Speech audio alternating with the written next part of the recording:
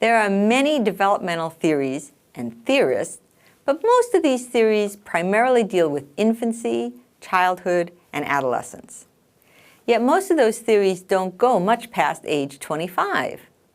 It's like nothing changes after age 25. Well, that's not true.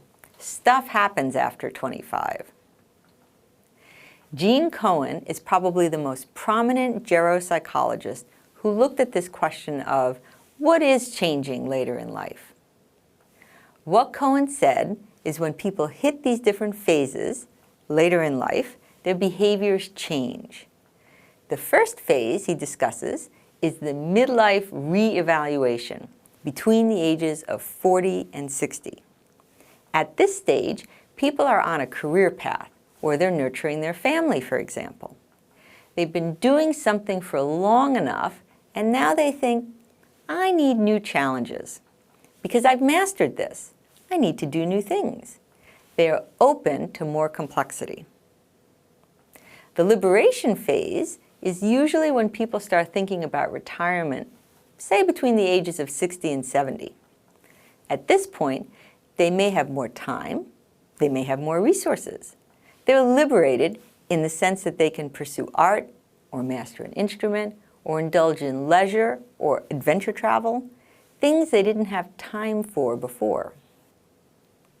The last two phases, summing up phase and encore phase, are a very creative and generative part of life.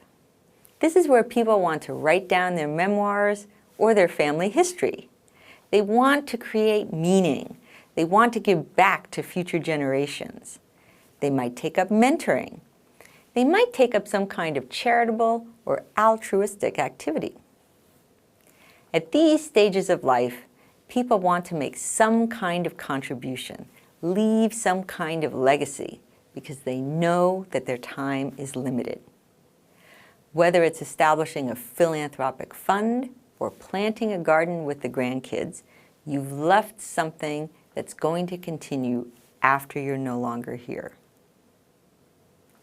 Cohen thought that the actual changes in the brain supported such activities. For example, the corpus callosum, the nerve fibers which connect the left and right hemispheres, become more interconnected later in life. Cohen and others feel that this enhanced neuronal cooperation between the hemispheres facilitates complex problem-solving later in life and also sparks this generativity or creativity. So these later stages, like earlier developmental stages, are actually tied to neuronal development.